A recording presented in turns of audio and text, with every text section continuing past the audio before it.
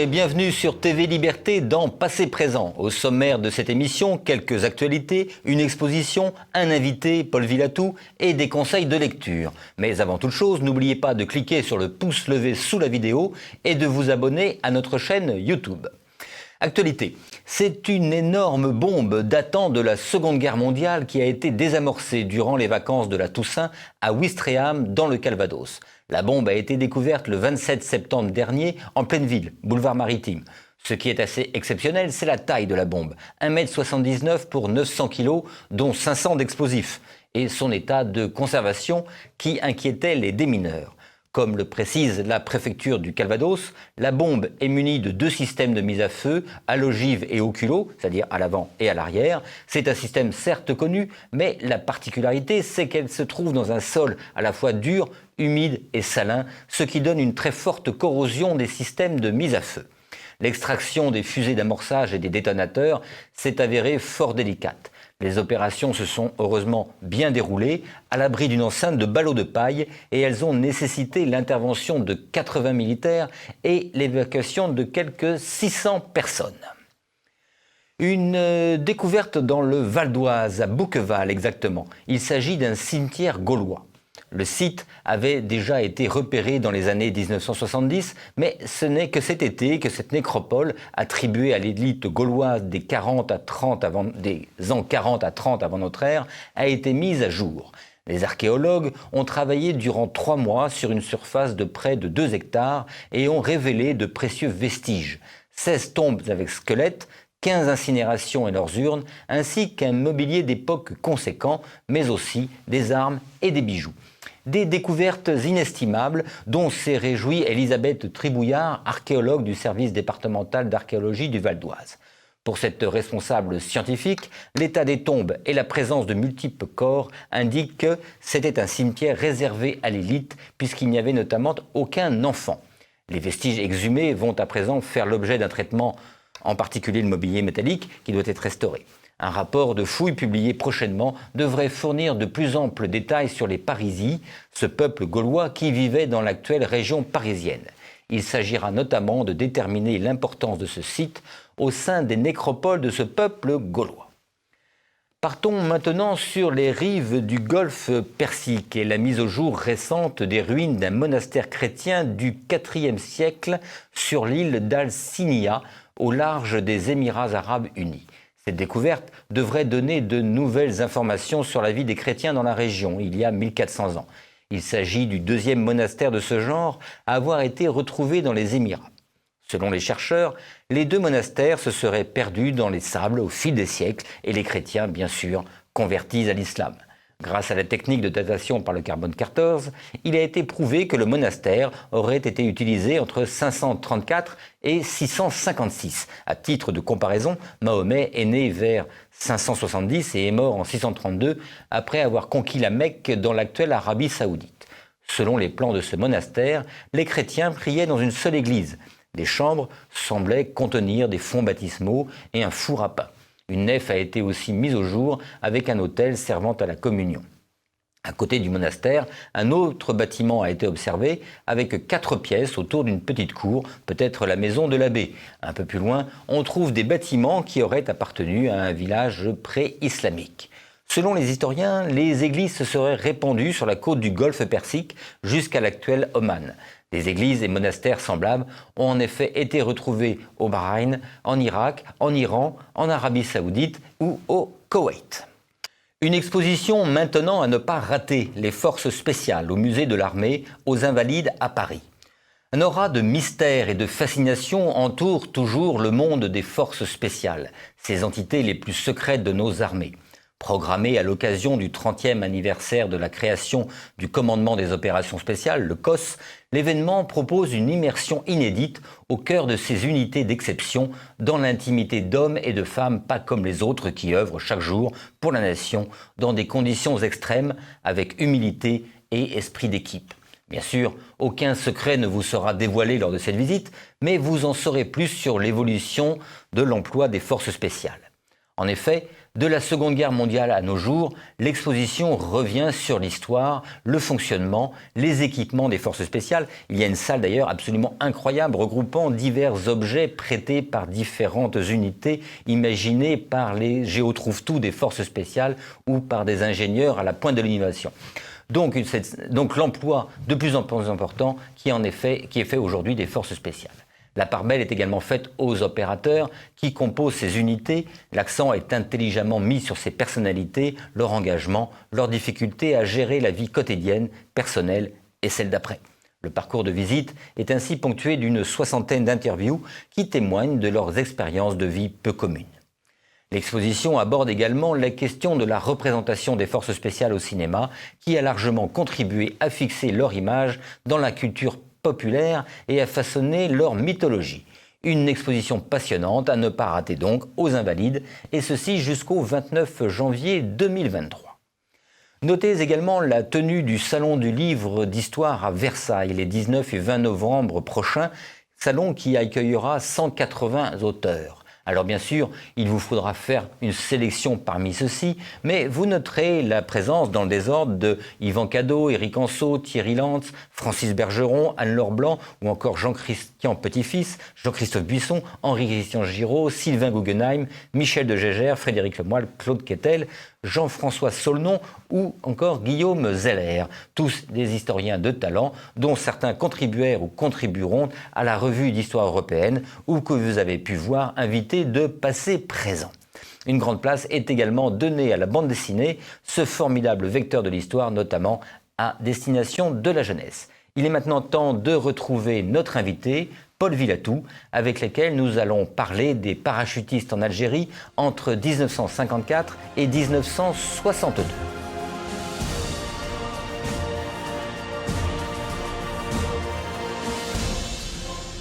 Paul Villatou, bonjour. Vous êtes docteur en histoire, vous travaillez pour la presse et l'édition, la télévision depuis plus de 25 ans. C'est ainsi que vous êtes l'auteur, à titre personnel ou en collaboration, d'une trentaine d'ouvrages, de plusieurs centaines d'études, d'articles, de communications ou de documentaires sur l'histoire militaire, la propagande de guerre, l'actualité de la défense et les conflits contemporains. D'ailleurs, dans le dernier numéro de la revue d'histoire européenne, vous signez un article concernant Bob Denard, le corsaire de la République, que nous avons évoqué dans notre dernière émission. Enfin, vous exercez depuis plusieurs années les fonctions de rédacteur en chef de la Gazette des Armes. À noter que vous êtes parachutiste d'honneur du 2e RPIMA, et d'ailleurs c'est de parachutiste que nous allons parler aujourd'hui, car vous venez de publier aux éditions Memorabilia, avec Marc Bruschi, un ouvrage consacré aux troupes parachutistes durant la guerre d'Algérie entre 1964 et 1962. Donc ma première question va porter sur l'emploi de ces troupes durant le conflit algérien. Représente-t-il un tournant, une nouveauté, par exemple par rapport à la guerre d'Indochine? Est-ce que l'engagement est très différent? Alors, en fait, la réponse à cette question est pas aussi simple qu'une réponse du type oui, non. Oui, sinon ça serait un peu court. Voilà, ça serait un petit peu court. En fait, pour essayer de comprendre l'emploi des troupes parachutistes pendant la guerre d'Algérie, il faut peut-être remonter à l'origine de ces troupes. L'origine de ces troupes, quand on démarre la guerre en 1954, finalement elle est assez proche, puisque les premières troupes aéroportées en France datent des années 30, de la fin des années 30, issues en plus de troupes qui ont été formées en Union soviétique. Et à travers ces troupes... Union soviétique, à quelle époque ? Pendant les années 30, au milieu des années 30. Et en fait, quand on crée ces troupes, d'abord, elles dépendent de l'armée de l'air, parce qu'on estime que, étant donné qu'elles utilisent l'avion comme vecteur, donc pour aller sur zone, inévitablement, l'armée de l'air est peut-être plus indiquée pour regrouper en fait toutes ces troupes. Mais en fait, on n'a pas véritablement de concept d'emploi. Et les premiers concepts d'emploi sont des concepts qui impliquent l'utilisation de parachutistes, mais en masse, sur les arrières ennemis, en fait, pour faire une manœuvre qui est une vieille manœuvre militaire, qui est la manœuvre de revers, pour prendre à revers les troupes ennemies. Donc, en fait, la France va créer des petits bataillons d'infanterie de l'air. Donc, ce sont des fantassins. Dès l'origine, ce sont des fantassins, mais qui sont convoyés par le mode aérien et par le parachute. Et ces troupes, en fait, alors du côté français, vont avoir un emploi extrêmement limité et pas du tout comme parachutistes pendant la campagne de 40. Et de manière générale, la Seconde Guerre mondiale, en fait, d'une certaine façon, va infirmer tout ce qu'on pensait sur les parachutistes avant-guerre. C'est-à-dire qu'en fait, toutes les grandes opérations qui ont impliqué des divisions entières sur les arrières ennemis ont globalement été des échecs pour des raisons assez simples. C'est que à partir du moment où le fantassin descend de l'avion, il devient vulnérable. Oui. Et deuxième chose, il y a ce problème qui est un problème insoluble pour un grand nombre de combattants, c'est le problème de la dispersion. C'est-à-dire que on a une zone de saut, on utilise des avions, les avions s'enchaînent, mais malheureusement, en raison des conditions climatiques, des erreurs, etc., les combattants se retrouvent dispersés. Et ensuite, le temps de regroupement est extrêmement difficile, surtout si c'est des masses humaines qui sont importantes. Donc, on se retrouve avec des difficultés majeures. Et d'une certaine façon, à la fin de la Seconde Guerre mondiale, le concept même d'opération aéroportée tel qu'il a été pensé dès l'origine, en fait, n'est plus véritablement viable. C'est un peu le paradoxe. En grande opération aéroportée, enfin là on sort du cadre du livre, mais en grande opération aéroportée pendant la Seconde Guerre mondiale, on pense aux parachutistes allemands en Grèce. En Crète. Voilà. Et puis, aux opérations soviétiques aussi, qui ont été des échecs. Oui. Et puis évidemment, le débarquement, mais aussi le débarquement de Sicile, par exemple, qui a été une catastrophe. Bon. Donc ça, si vous voulez, c'est le point de départ. Après, il se trouve que, pour reprendre le fil de l'histoire du côté français, la première décision, ça a été finalement de raccrocher ces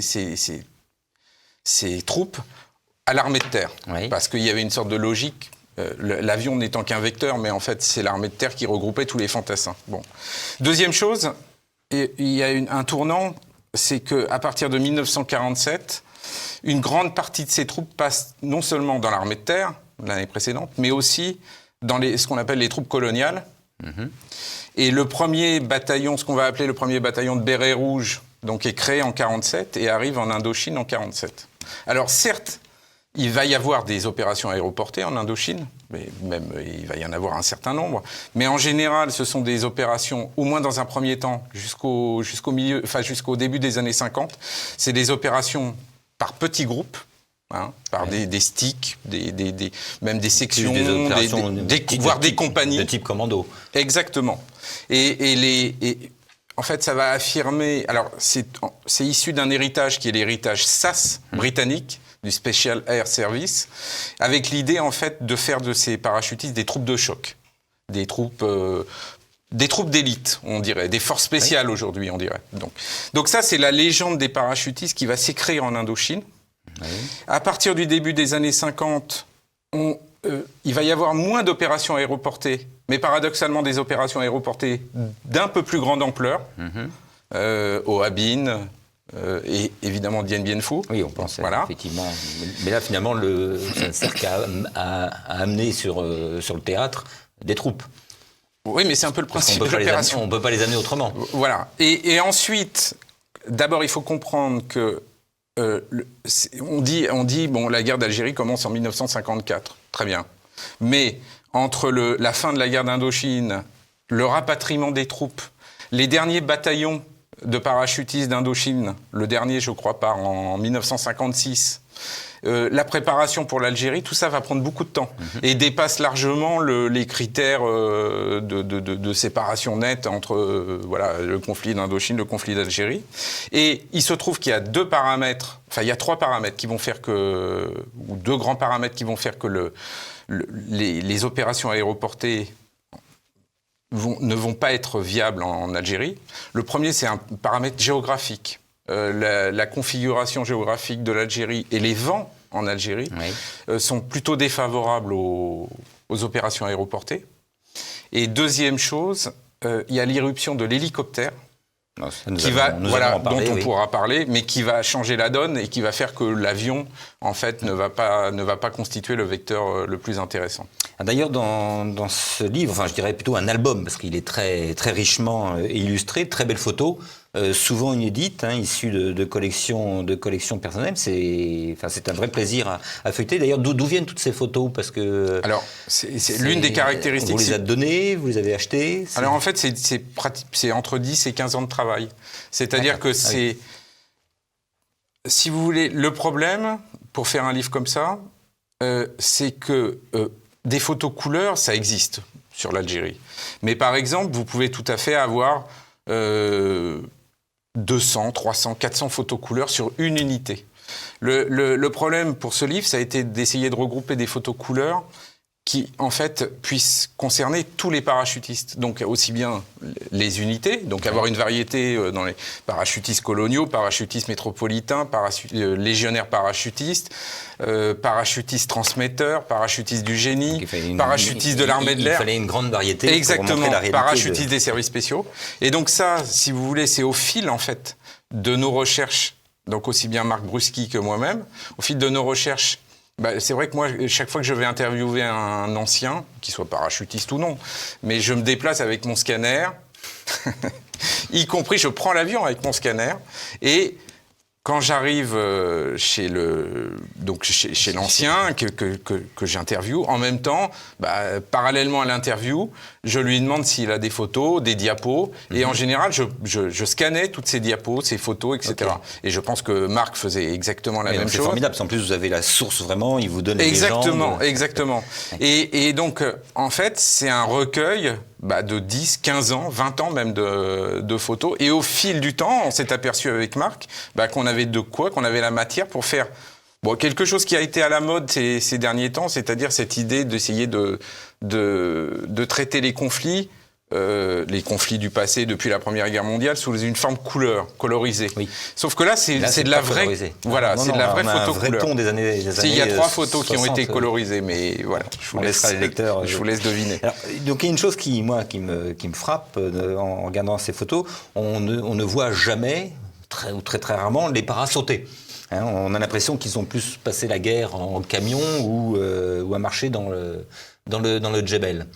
Oui, c'est ce que je vous expliquais. En fait, la configuration et les circonstances faisant que le saut n'était plus quelque chose qui était non seulement indispensable, mais qui devenait quelque chose en fait de dangereux. Les sauts opérationnels ont été très, très peu nombreux. Par contre, les parachutistes continuaient à s'entretenir. Donc il y avait un certain nombre de sauts réglementaires à faire, et puis de toute façon ils continuaient à s'entretenir. Donc il y a des photos, il existe, on en trouve dans le livre. Mais c'est vrai que le quotidien du parachutiste, c'est d'être utilisé au sol comme troupe d'élite, comme troupe de choc. Voilà, ça c'est ce qui fait quand même leur spécificité. Exactement. C'est une troupe. Alors, effectivement, il y a 2 opérations aéroportées dont vous parlez, mais qui ne se déroulent pas en Algérie. C'est Suez en 1956, donc en Égypte, et Bizerte en 1961 en Tunisie. Voilà. Alors, l'une au début, l'autre à la fin de la guerre. On fait le lien entre les deux. En effet, elle ne se déroule pas en... Alors, on pourrait y revenir sur ces 2 On prélève des troupes sur le théâtre algérien pour les envoyer tout à fait. Soit à Suez, soit à Bizerte.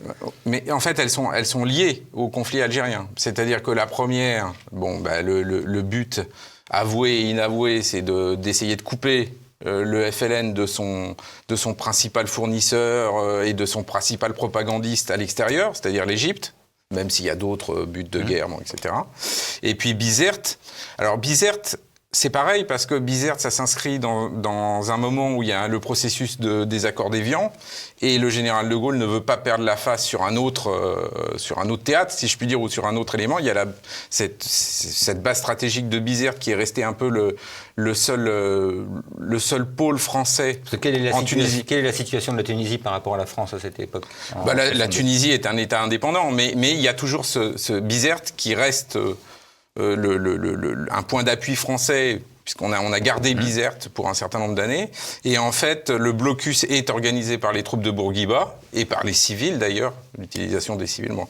Et le but de Gaulle, évidemment, c'est de pouvoir négocier en Algérie en position de force. Donc de surtout pas céder sur cette base stratégique. Alors, on pourra y revenir. C'est une démonstration de force, finalement. Exactement. condamné par l'ONU. Qui aboutit, aujourd'hui, ça serait plus possible. C'est un épisode assez peu connu. Non. Ça aboutit ou... Alors, c'est-à-dire est-ce qu'on atteint le but? Oui, alors sur le moment, on atteint le but, c'est-à-dire que malgré les condamnations, on est condamné quand même fortement par l'ONU. Hein. On est au banc de la Société des Nations. Si je puis dire, on est au banc de la Société des Nations. Mais par contre, sur le moment, donc l'opération qui était particulièrement risquée, a été une réussite. Mais finalement, ça n'était qu'un coup pour négocier, puisque un an plus tard, on cède Bizerte, De Gaulle cède Bizerte. Donc c'était vraiment quelque chose de conjoncturel. Mais il y a quelque chose sur lequel on pourra revenir, c'est que les deux opérations ont été menées, et ça c'est quand on y pense rétrospectivement, ont été menées par des appelés du contingent, majoritairement. Oui, on parlera effectivement du rôle. Non mais c'est extraordinaire quand même, l'idée de faire deux grandes opérations aéroportées menées par des soldats du contingent. Et aujourd'hui, ça ferait grincer. Et dans les deux cas, apparemment, ça a été voulu. C'est-à-dire, on aurait pu se passer du contingent. Nous parlerons du rôle du contingent. Alors, on va revenir en Algérie en 54. Quelle est la situation de l'arme aéroportée, que ce soit en métropole, en Algérie? En gros, combien de divisions, pour reprendre une question? Alors, combien de divisions? Une question célèbre. En fait, tout ça se met en place. Donc, c'est ce que je vous expliquais. Il y a le retour des bataillons d'Indochine, un retour qui est très progressif. Et puis, il y a une réorganisation. C'est-à-dire que, en fait, il y a une réorganisation, alors qui touche plus particulièrement les parachutistes coloniaux. En fait, il y avait un système qui a été particulièrement bien rodé en Indochine, qui alimentait systématiquement. Il y avait un nouveau bataillon qui partait tous les 2 ans, et qui remplaçait un autre, et tout était parfait. Alors, c'était pas la même chose, par exemple, pour les parachutistes de la Légion étrangère. Les parachutistes de la Légion étrangère, en fait, étaient constitués sur place, c'est-à-dire en Indochine. Pour les coloniaux, pas du tout. C'était en fait des bataillons entiers qui étaient formés et qui partaient, et qui remplaçaient un autre bataillon qui revenait. Et en fait, il y avait un cycle. Bon. Et tout ça était bien rodé, et ce cycle partait de Bretagne, donc depuis Vannes.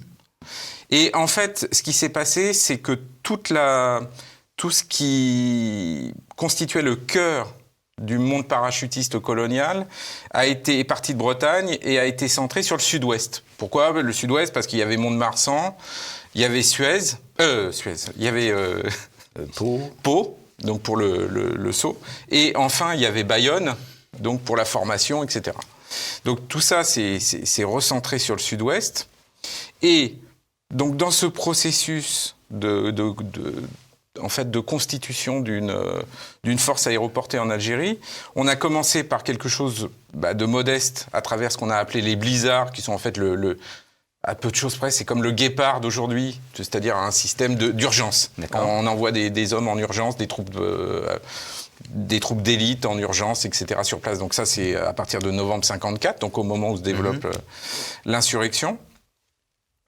Et puis ensuite, donc l'idée, c'est de développer des grandes unités, non pas pour parachuter encore une fois des grandes unités, mais pour avoir en fait des grandes unités qui comprennent de l'infanterie, des transmissions, parce qu'il y a des transmissions parachutistes, de l'artillerie, etc.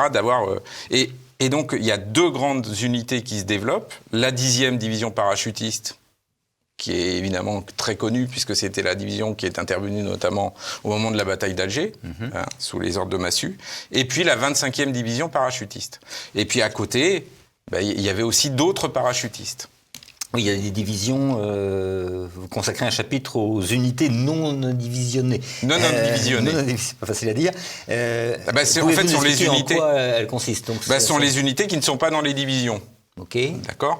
Alors, il y en a qui sont célèbres, d'autres. Elles ne sont pas intégrées dans des divisions. Exactement. Ce sont des brigades, ce sont des. Non. Même pas. En fait, il y a à la fois, si vous voulez, on a un dispositif qui est relativement simple. Le dispositif, c'est des grandes divisions, ce qu'on appelle les grandes divisions de réserve générale.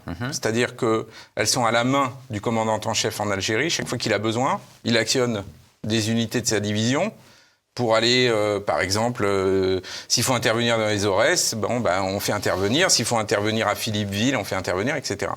Et puis à côté, en fait, on a besoin d'unités qui soient des petites unités de choc style commando. Parce on n'a fait que réinventer l'eau chaude aujourd'hui, hein. C'est-à-dire c'est des petites forces spéciales qui interviennent, mais à l'époque on n'appelait pas ça force spéciale. Et ce sont des commandos donc qui nomadisent, qui suivent l'ennemi, qui suivent l'adversaire évidemment. C'est ce qu'on appelait les commandos de chasse ou les parachutistes pouvaient faire partie des commandos de chasse. Oui, non mais les commandos de chasse c'est arrivé un peu plus tard, mais c'est le même principe. C'est exactement le même principe. Et il y a des commandos qui sont restés célèbres, et notamment il y a le commando Guillaume, donc, qui est lié au crabe-tambour, puisque c'était le frère du crabe-tambour, et le crabe-tambour, donc Guillaume a pris, Jean-Marie Guillaume, je crois, hein, il s'appelait, et qui a pris le commandement, qui en fait a été détaché de la marine, et qui a pris le commandement de ce commando. Et il y a aussi les commandos de l'air, donc puisque c'est un peu aussi toute la caractéristique du conflit algérien, c'est-à-dire que l'armée de terre va se reconstituer une aviation, à travers la LAT, l'aviation légère de l'armée de terre, qui existe toujours, et l'armée de l'air, qui avait perdu ses parachutistes en 1946, puisque les parachutistes va reconstituer des unités. Va reconstituer des unités à terre. C'est-à-dire que l'un et l'autre ont besoin... Ben oui, parce que, en fait, tout ça, c'est lié au problème du tactique et du stratégique. C'est-à-dire que l'armée de l'air, elle a besoin d'hommes pour... D'abord, elle a besoin de commandos pour ses propres bases, pour ses propres... etc. Puis elle peut avoir besoin... Bon. Et l'une étant la réponse de l'autre, d'ailleurs, hein. Et la LAT, c'est parce que on a une armée de l'air qui, par exemple, est trop axée sur des missions stratégiques, alors que les terriens ont besoin de missions tactiques, d'une armée d'une aviation qui soit proche. Vous avez parlé tout à l'heure vous avez employé le terme de force spéciale, qui est un peu prématuré, je crois, parce que à l'époque on parlait de services spéciaux. Ah non, alors c'est deux choses différentes. Les forces spéciales, c'est des unités d'élite. Alors les services spéciaux, parce que vous parlez... Les services spéciaux, c'est les services secrets. Voilà, c'est-à-dire, c'est la DGSE aujourd'hui. Parachutistes. Voilà. Alors, en fait, si vous voulez... Quelle est leur mission, leur travail? L'ancêtre de la DGSE, qui s'appelait le SDEC, Service de documentation extérieure et de contre-espionnage, avait ce qu'on appelle un service action. La DGSE a toujours un service action. Service action, qui est là, normalement, pour mener des opérations à l'étranger. C'est-à-dire, ça peut être des opérations pour tuer telle ou telle personne, pour manipuler tel ou tel groupe, pour faire... Et dans cette... les hommes qui constituent ce service action, donc, ont été regroupés à l'issue de la Seconde Guerre mondiale dans une unité qui s'appelle le 11e choc. Voilà. Et ce 11e choc, évidemment, est constitué de parachutistes. Donc, parmi ces gens-là, c'est pas des gens qui sont là, ils font pas toute leur carrière au 11e choc. C'est-à-dire, c'est des gens qui étaient de l'armée régulière, si je puis dire, et qui font un temps au 11e choc, parce qu'ils sont triés sur le volet, etc. Ce qui est intéressant de constater, c'est qu'en fait, la France décide d'utiliser son service action en Algérie, c'est-à-dire sur son propre, ce qui est censé être son propre territoire. Et alors, on a quelques missions à nous raconter, des faits d'armes particuliers ou... Oui, il y a eu des colis piégés, il y a eu beaucoup de... Alors, il y a des tas de choses qu'on ne sait pas encore aujourd'hui, mais notamment le service action était fait pour travailler là où les autres ne pouvaient pas travailler. Par exemple, on sait qu'à l'extérieur de l'Algérie, l'ALN, donc l'Armée de Libération Nationale, avait des camps d'entraînement, notamment au Maroc et en Tunisie. Bon, on faisait plus volontiers intervenir des opérations clandestines, enfin des unités clandestines que des unités régulières. Encore une fois, toujours à pied ou en hélicoptère, pas d'opération de parachutage. On ne faisait pas encore il y avait pas encore de très haute altitude à l'époque. Non. Mais par contre, il a pu y avoir des petites opérations aéroportées de type commando. On ne connaît pas encore tout à fait les détails. Il y a eu des récits, des témoignages qui sont sortis là-dessus. Et d'ailleurs, l'emploi de l'hélicoptère, comment se passe-t-il? C'est-à-dire que l'hélicoptère, lui, ne fait que déposer les troupes, s'en va tout de suite, accompagne les troupes au fur et à mesure de leur progression. Comment ça se passe avec les hélicos? Au départ, en fait, c'est relativement élaboré parce qu'au départ, l'hélicoptère, il a un rôle sanitaire dans les armées. Avant tout, il a un rôle sanitaire. Après, commence à se développer donc l'hélicoptère en tant qu'outil de dépose de commandos, d'unités. Mais à travers ça, il y a l'idée d'opération héliportée. C'est-à-dire ça s'est développé dès 1956 avec Bijard. l'idée, c'est de déposer donc les hommes et ensuite d'aller les rechercher. Donc, ce qui est une petite révolution, parce que dans des paysages relativement escarpés, ou même très escarpés comme en Algérie, ça économise les hommes, ça évite des heures de crapahutage, donc c'est une petite révolution. Après va se développer un concept beaucoup plus élaboré qui fait intervenir ce qu'on appelle l'hélicoptère armé. C'est-à-dire ce sont les Français qui inventent quand même l'hélicoptère armé, qui va être repris ensuite par les Américains. Au Vietnam, et en fait, l'idée, c'est que ces troupes qu'on dépose, il faut aussi les protéger. Donc il y a un appui-feu. Exactement, il y a un appui-feu exécuté par des hélicoptères. Avec des hélicoptères qui sont équipés quand même d'un canon et de 3 mitrailleuses. C'est pas rien du tout. Ce qu'on a appelé le pirate. Et donc, l'hélicoptère pirate. Donc en fait, on va acheter des hélicoptères aux États-Unis et des correspondants américains, des gens qui sont acheminés sur place, notamment de la CIA, mais aussi des constructeurs, etc., vont aller voir ce qui se passe sur place et comment les Français utilisent l'hélicoptère. Et tout ça va être rapporté ensuite et va être réinjecté dans l'armée américaine à travers les opérations héliportées et puis ensuite toute la doctrine du combat héliporté, etc. Au niveau des hommes, on n'a pas parlé des harkis. Est-ce que les harkis étaient présents parmi les Alors les harkis, les harkis dans les troupes parachutistes. Hein, oui. On parle des harkis dans les troupes parachutistes. C'est une affaire qui a jamais été. C'est une affaire qui est relativement complexe parce que au départ on s'est interrogé sur l'opportunité de breveter des Français d'origine musulmane, comme on les appelait, de souche nord-africaine. Et en fait, le commandement est plutôt défavorable à l'idée, parce que on estime que les troupes aéroportées, le fait d'être breveté, évidemment, donne un sentiment de supériorité, qu'on ne veut pas développer le sentiment de supériorité chez le Français de souche nord-africaine. Bon. Alors après, c'est posé le problème de la Harka, parce que les harkis ne sont pas brevetés, hein, mais il y a des Harkas. Bon. Et on a développé des Harkas, mais à une petite échelle. Hein, c'était une centaine, la Harka, en général, c'était une centaine d'hommes au maximum dans les unités, sauf le 3e RPIMA qui a une compagnie complète de musulmans, mais c'est un cas particulier. Et en fait, la Harka, elle agissait avec le commando, parce que les unités, en fait, on a développé. Il faut bien comprendre que le conflit en Algérie, c'est un peu comme le conflit en Afghanistan, c'est-à-dire qu'on développe des nouvelles conceptions tactiques ou stratégiques pendant qu'on fait la guerre. On apprend sur le terrain. Exactement. Après, on le réinjecte tout de suite dans la doctrine et dans l'enseignement. Et donc, en fait, les harkis, ils étaient faits pour chasser, si je puis dire, le gibier, c'est-à-dire c'est eux qui attiraient le FLN. Et derrière, les rabatteurs. Et voilà, et le commando faisait ensuite encercler et puis saisissait. Ok. Et donc la guerre d'Algérie, c'est également un fort contingent d'appelés. Alors est-ce que leur rôle fut important chez les paras, et comment on devenait para lorsqu'on était appelé? Il fallait être volontaire ou c'était les hasards de l'incorporation? Alors je trouve que c'est une question particulièrement intéressante parce que on a une image du parachutiste en Algérie qui est en fait une image complètement faussée. On se dit, le parachutiste en Algérie, c'est qui? Bon, c'est le gars avec sa tenue léopard. C'est le parachutiste de Maxime Le Forestier. Voilà, mais c'est aussi Bijard, parce qui a incarné vraiment le mythe parachutiste à travers les couvertures de Jour de France, de Paris Match, etc. Et en fait, on a l'image d'un soldat professionnel, parce que aussi les unités parachutistes ont été parmi les premières ensuite dans les années 70 à être professionnalisées.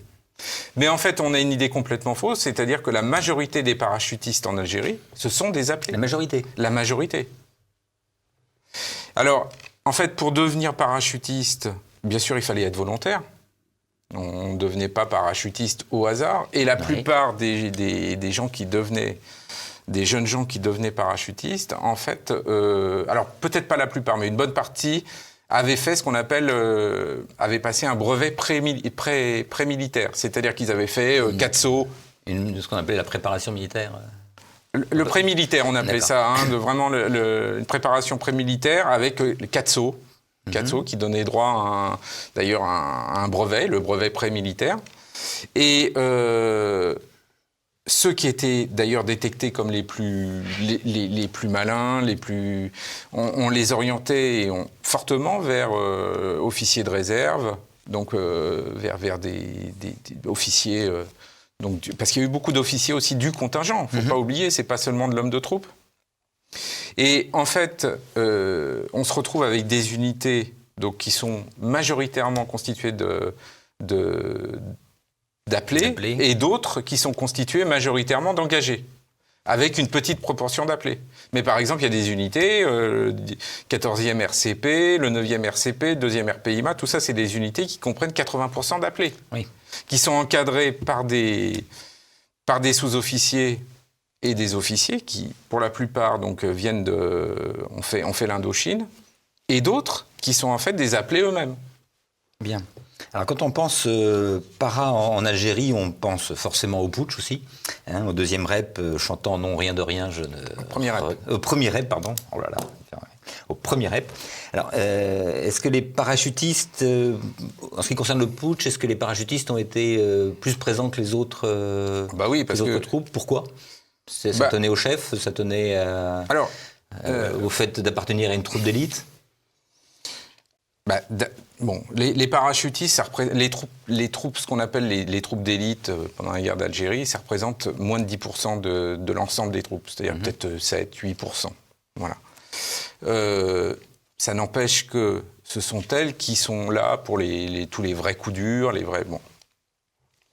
Donc, il se trouve que le premier rep a été l'unité qui était une unité évidemment professionnelle, puisque c'est la Légion, voilà, a pris Alger. Elle n'a pas été seule à prendre Alger, puisque par exemple le groupement des commandos de réserve générale, commandos parachutistes de réserve générale, qui était constitué à 50% d'appelés, a participé aussi à la prise d'Alger. Les commandos de l'air, constitués majoritairement aussi d'appelés, ont participé à la prise d'Alger. Des régiments de la 10e DP, à part le 3e RPIMA, qui était constitué d'ailleurs, c'est amusant parce que qui était constitué majoritairement de soldats professionnels, toutes les autres unités ont participé d'une façon ou d'une autre au putsch, ont rallié les putschistes. Donc, en fait, ça met à mal aussi l'idée de se dire, ce sont les appelés qui ont marqué leur désapprobation et ont mis fin au putsch. Pas du tout, il y a eu des tas d'appelés qui ont été favorables, et encore aujourd'hui, vous avez des anciens qui ont participé au putsch, qui étaient des simples appelés du contingent. Bon, le fait qu'ils étaient volontaires aussi, j'imagine... Oui, et puis en fait, ce sont des gens qui étaient particulièrement bien formés. Ils faisaient quand même des classes qui étaient beaucoup plus importantes que les classes, beaucoup plus longues que les classes d'un appelé lambda. Et puis ensuite, il y avait un stage pré-AFN, ce qu'on appelait le pré-Afrique du Nord, qui était un stage d'acclimatation de 15 jours. Enfin, il y avait quand même... C'était pas du tout le même type d'appelé que l'appelé classique. Alors le putsch, et ça va être notre dernier point, le putsch, on vient d'en parler, a fortement contribué aussi au mythe para, que ce soit en positif ou en négatif. Je citais la chanson de Maxime Le Forestier. Et donc, est-ce que pas d'Édith Piaf, là. Pas d'Édith Piaf, de Maxime Le Forestier. Oui. Vous savez, le parachutiste, c'est pas ta faute si t'es fasciste. Et vous la connaissez pas? Si, bien sûr.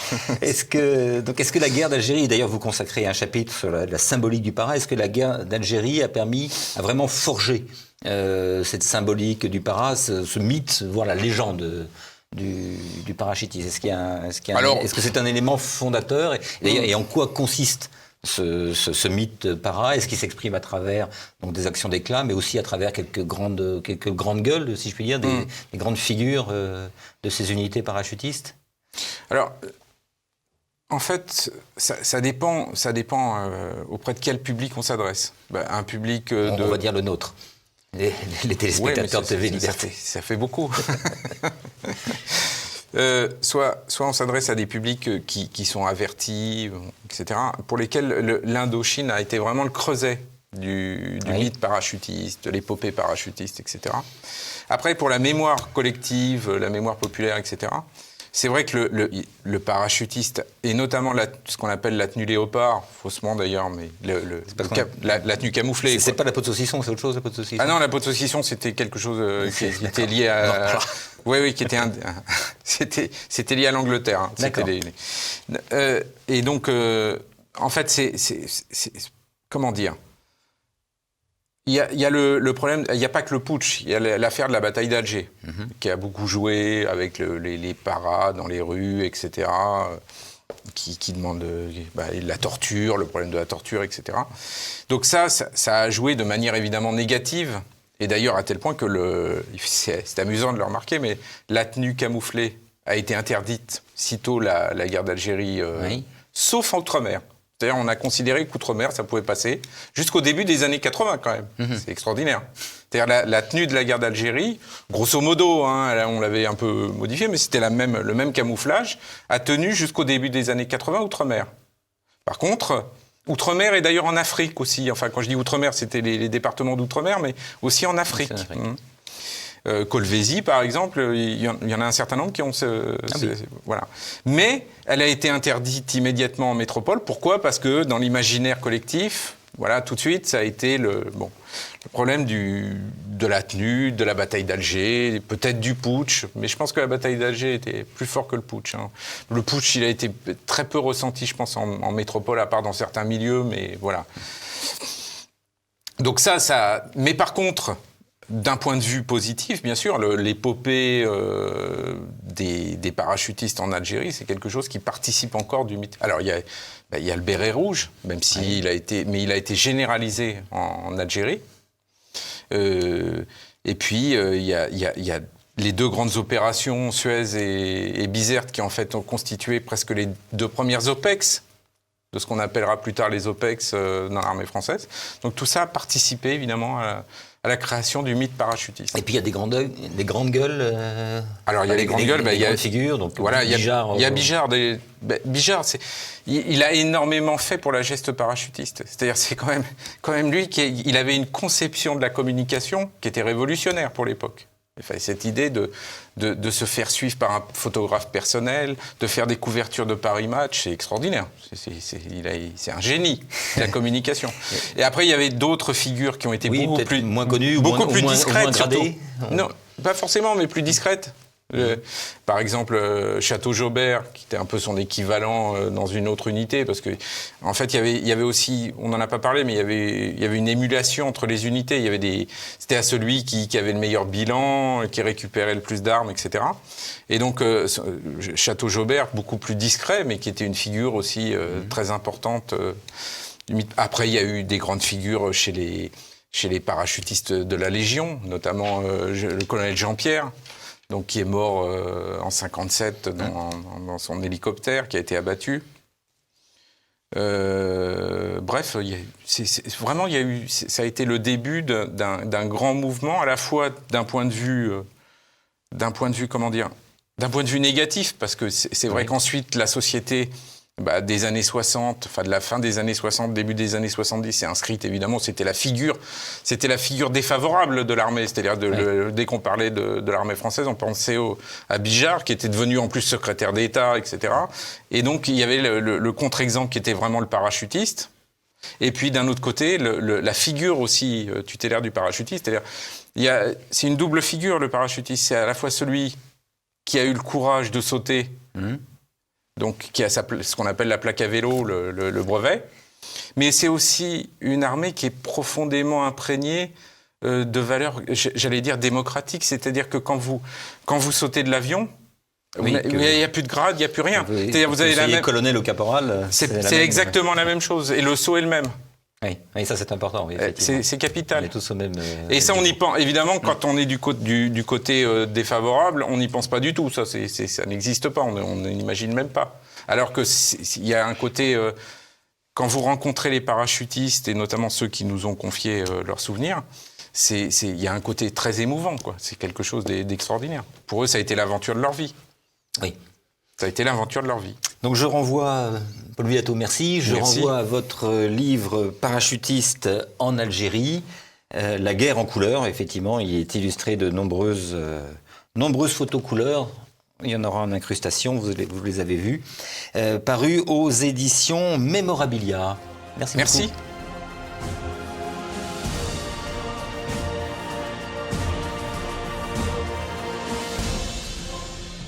Je vous parlais dans la première partie de l'émission de l'exposition Force spéciale et je voudrais vous présenter un livre sorti il y a quelques années, en 2017, aux éditions Memorabilia. Il s'agit des ailes des forces spéciales, l'escadron de transport Poitou. C'est un livre que je vous présente avec une certaine émotion, car son auteur, Daphné Desrosiers, avec laquelle j'avais travaillé sur cet ouvrage, vient de nous quitter brutalement. Dans ce beau livre, elle rendait hommage à des pilotes d'exception qui convoient, déposent, récupèrent les équipiers des forces spéciales aux quatre coins du monde dans des conditions parfois très difficiles. Daphné, elle-même pilote de ligne, avait su gagner la confiance de ces hommes et met en lumière leur quotidien au travers un texte très vivant, composé de nombreux témoignages et illustré de dizaines de photos inédites.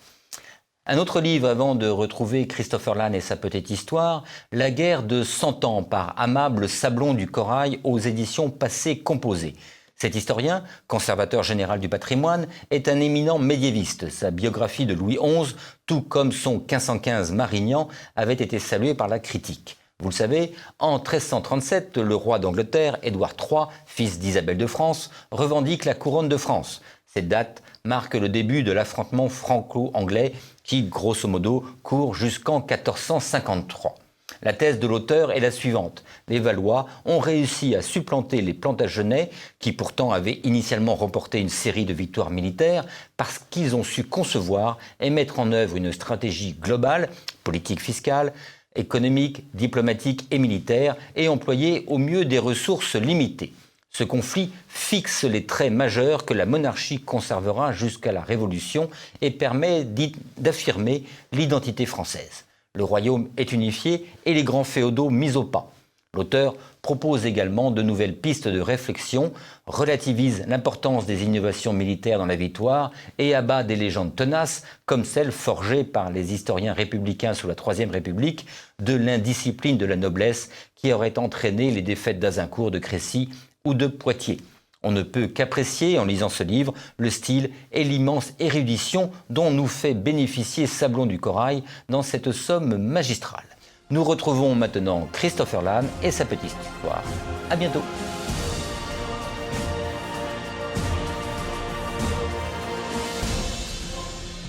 Bienvenue dans la petite histoire et bienvenue dans cette nouvelle thématique, tout à fait. Parce qu'après les grandes victoires navales, on va rester sous l'auréole de nos gloires militaires sur Terre cette fois, parce que c'est quand même là qu'on est les plus balèzes.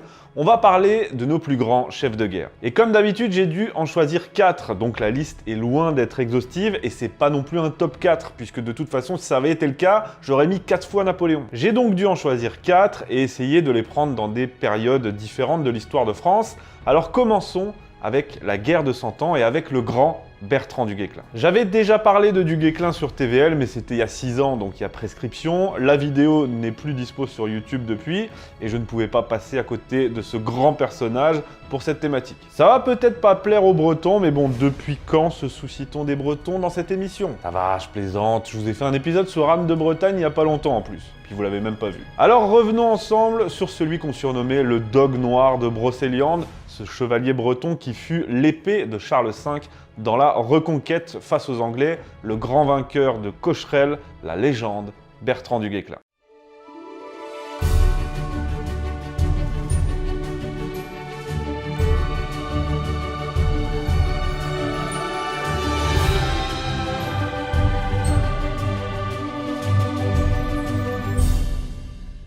Si j'ai parlé des Bretons dans l'introduction, c'est parce qu'à l'origine, du Guesclin est breton. Il est né près de Dinan, vers 1315-1320, au sein d'une famille de la petite noblesse, et dès sa jeunesse, il se fait remarquer pour 2 choses. La première, c'est son tempérament bagarreur et combatif, son courage, et la deuxième chose, c'est sa laideur. Et si vous en doutez, voici une image pour l'illustrer. Voilà, on dirait juste un croisement entre un bossu et une sorte de tchétchène portugais. Je sais pas.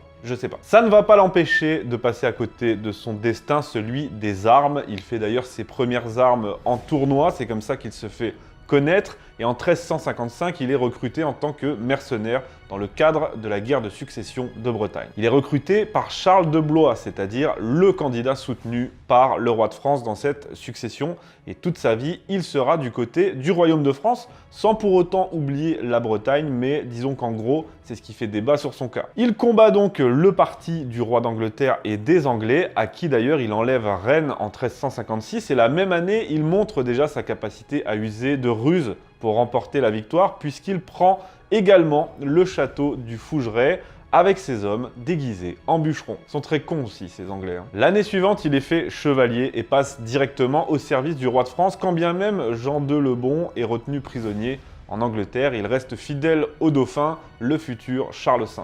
En récompense de sa fidélité, il est fait gouverneur de Pontorson et capitaine général du duché de Normandie, restant donc vassal du duc de Bretagne. Et c'est au cours de cette période qu'il peaufine sa stratégie face aux Anglais, à savoir mener une véritable guerre de harcèlement, d'usure, faite d'attaques surprises en groupe réduit, ce qui ne lui fait absolument pas peur, embuscade, sabotage du ravitaillement et siège de places fortes. Et ça marche. C'est à ce moment d'ailleurs qu'on le surnomme le Dog Noir de Brocéliande, tant il fait mal aux Anglais et tant il ne lâche rien. Lorsqu'en 1360 le traité de Bretigny met fin à la première phase de la guerre de 100 ans, il s'occupe de la Normandie, puis en 1364, le roi Charles V, qui n'est pas encore sacré, le missionne directement pour sauver la couronne, dont le roi de Navarre, Charles le Mauvais, allié aux Anglais, veut s'emparer. Ça va donner lieu à la fameuse bataille de Cocherel, dont on a parlé il y a pas longtemps, où Du Guesclin fait une fois de plus preuve de ruse et démontre tous ses talents de stratège. Pour rappel, il feint une retraite, forçant ainsi un ennemi bien retranché et supérieur en nombre à quitter ses positions, pour ensuite se retourner et l'écraser comme un vulgaire laquais des roast-beef qu'il est.